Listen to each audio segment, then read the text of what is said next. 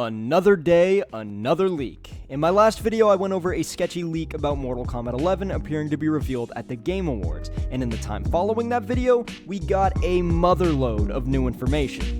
This new information comes in the form of, everybody's favorite, a 4chan leak. Yeah, because those never go wrong. Anyways, this specific leak has had the internet buzzing as of late, and if you read it, it's very easy to see why. First things first, what do we know about the leaker? Well, given that it's 4chan, we really don't know much, but the poster does claim to be a QA tester for the highly anticipated game. Alright, fair enough, but what crazy news does this guy even have to tell, assuming he's being truthful? Well, if you don't know already, then buckle up kids, we got one hell of a ride. First off, of course, the leak claims that Mortal Kombat 11 will be revealed at the Game Awards this Thursday. This isn't necessarily an uncommon decision if the trailer does end up taking place, as in years past we've seen games like Soul Calibur and Bayonetta do the same. It's also claimed that Mortal Kombat 11 will have a 4-year dev cycle, 1 year of which being concept, the rest being full development. This would make it the longest cycle for a Mortal Kombat game to date. As for the concepting period, it apparently started all the way back when they were making Mortal Kombat X.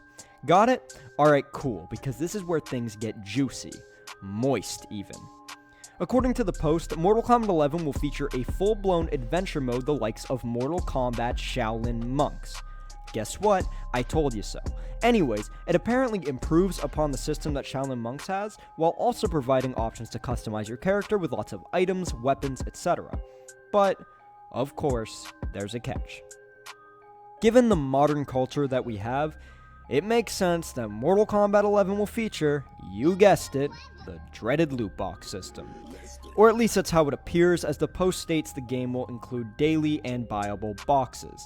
Now to me, that sounds like a loot box. So of course, just when everything was looking so perfect, Mortal Kombat had to give us one Johnny Cage punch in the nuts. Hopefully, so long as there are still unlockable customizable options and these customizable items received from the loot boxes don't really impact gameplay, this shouldn't be too big of a deal. The adventure mode, similar to Mortal Kombat Shaolin Monks, has the ability to be played solo or with a friend, and you can play with this friend not exclusively in couch combat like you can in Mortal Kombat Shaolin Monks, but you can actually play with them online too, so that's a definite improvement. Now, given this information, it may appear to be hard to understand how this could really correlate with the story, but apparently, Adventure Mode is not the story mode. It's just an extra game mode to coincide with the actual story mode. Once again, I told you so. The official story mode follows the same pattern of the last few NetherRealm games, and it revolves around 3 main characters. Alright, this part I'm about to read directly from the post. This comes right after the announcement of there being a story mode that centers around 3 main characters. You ready? I really don't care if you're ready. I can't hear you, and I assume you just have me on for background noise anyways, so whatever, I'm just gonna say it. The post reads as follows. Punishing Raiden. He's now punishing anyone trying to even dare attack Earthrealm. This is its own line of text. Make of it what you will.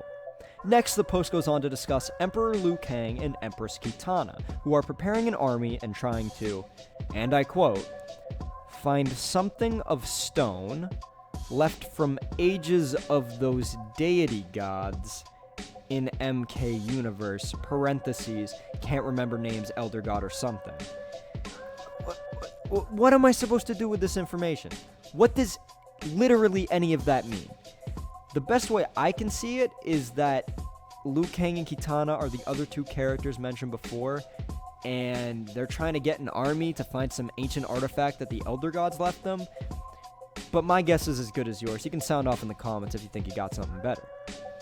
Now, the next piece of information that we're given is that Shang Tsung and Reiko apparently make a deal with Kotal Khan to protect and rule Outworld security, though Reiko, working under his own accords, of course, gets himself killed because it's Reiko.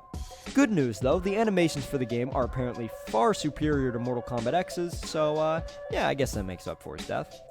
Now on to the characters, where there's some, well, controversial news, surely. There's good, and there's bad. For the good, Fujin is a playable character.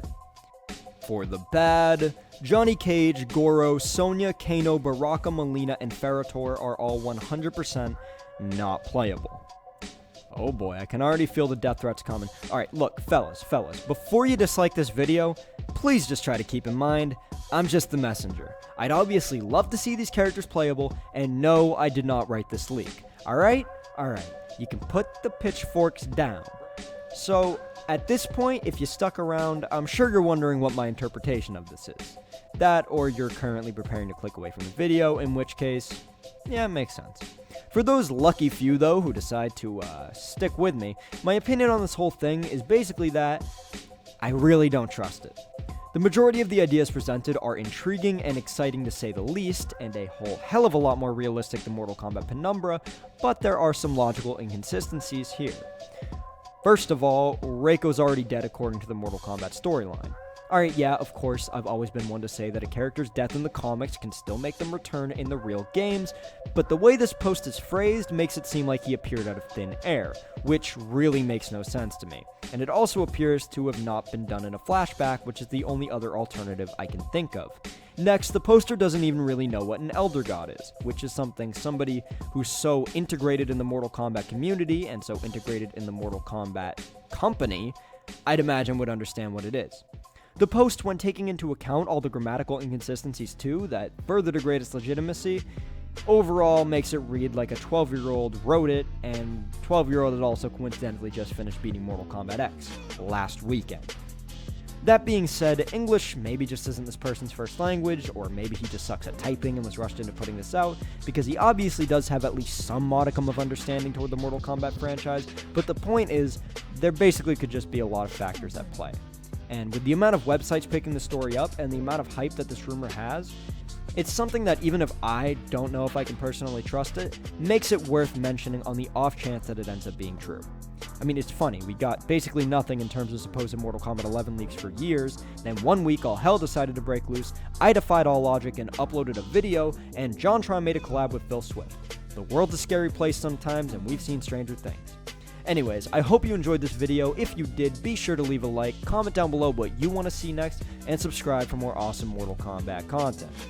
My name is Tyler. I'd love to hear what you think and what future videos you want me to make next. And, yeah, I am out. Hey guys, let's get lifted. It's hard to get higher than a penthouse. I took her home, let her take a nap, but it's the morning time, so she bit out. Baby, wish her on the game like hit it out the park, so she probably came twice. Too low, cocky, but try to remain nice. You know that when someone's alright, I give kudos.